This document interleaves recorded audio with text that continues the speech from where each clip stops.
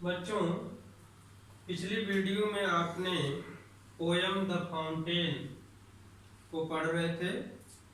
उसके बाकी स्टैंजाज यहाँ पर लिखे हुए हैं।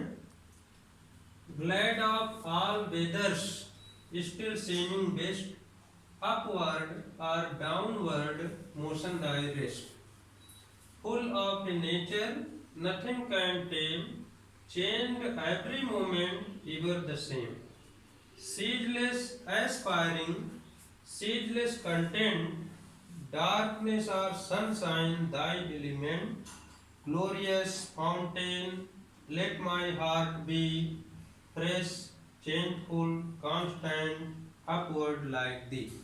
बच्चों, इसका अर्थ मैं बता रहा हूं, ध्यान से आप लोग सुनेंगे।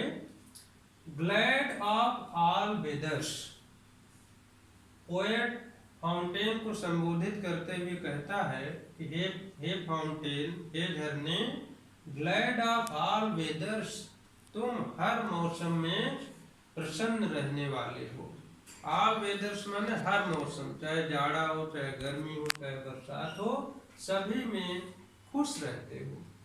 स्टिल सीमिंग बेस्ट, सदैव, स्टिल मीन्स सदैव, ऑलवेज, सीमिंग माने प्रतीत होते हो, बेस्ट माने सबसे अच्छे, सदैव सबसे अच्छे लगते हो। अपवर्ड और डाउनवर्ड, ऊपर की ओर अथवा नीचे की ओर, मोशन दाई रेस्ट, गति ही तुम्हारा आराम है। अर्थात हे फाउंटेन, तुम जो ऊपर की ओर उठते हो और फिर नीचे की ओर आते हो, ये जो तुम्हारी गति है, यही तुम्हारे लिए आराम भी है। अर्थात तुम अलग से कभी आराम नहीं करते हो।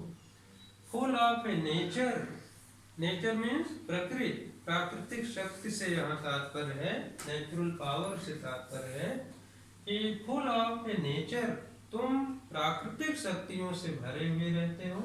नथिंग कैन टेम, और तुम इतनी शक्तियों से भरे हो, नथिंग, कोई भी चीज, कैन माने शक्ति है, टेम माने नियंत्रित, तुम्हें कोई भी शक्ति नियंत्रित नहीं कर सकती, नथिंग, कोई भी नहीं।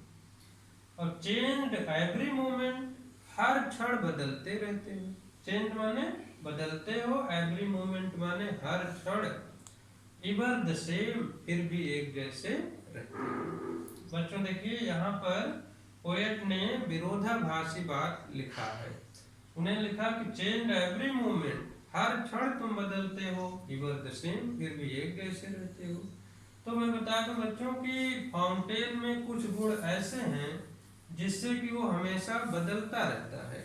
जैसे ऊपर की ओर आगे बढ़ता है, गति करता रहता है, उसमें परिवर्तन होता है, लेकिन फिर भी कुछ ऐसे गुण हैं तो हमेशा एक जैसे भी रहता है। जैसे हमेशा खुश रहता है, आपने पहले पढ़ा, हमेशा प्रसन्नचित्त दिखता है, ठीक है, हमेशा ऊपर की ओर बढ़ने की चेष्टा करता है। तो दोनों प्रकार के गुण उसमें हैं। सीजलेस एस्पायरिंग, सीजलेस कंटेंट, लगातार, सीजलेस माने कॉन्टिन्यूअसली, कॉन्टिन्यूअसली, लगातार, एस्पायरिंग माने आगे बढ़ने की इच्छा रखने वाला, ठीक है। तो अर्थात हमेशा अपनी उन्नति की इच्छा भी रखते हो, सीजलेस कंटेंट, और हमेशा संतुष्ट भी रहते हो, ठीक है। डार्कनेस और सनशाइन, अंधकार और प्रकाश ही दाई एलिमेंट, तुम्हारे तत्व हैं, अर्थात तुम्हारे अंदर पाए जाने वाले गुण हैं, ठीक है। फिर से देखिए बच्चों, सीजलेस एस्पायरिंग, लगातार उन्नति की इच्छा रखने वाले, चाहत रखने वाले, और लगातार संतुष्ट, सीजलेस कंटेंट, लगातार संतुष्ट रहने वाले भी। यहाँ भी विरोधाभासी बातें हैं कि वो इच्छा भी करता है और संतुष्ट भी रहता है। कहने का मतलब यह है कि जो फाउंटेन है वो ऊपर की ओर बढ़ता भी है और साथ ही साथ अपनी स्थिति को सम भी रखता है, हमेशा खुश रखता है, रहता है, कभी चिंता नहीं करता है।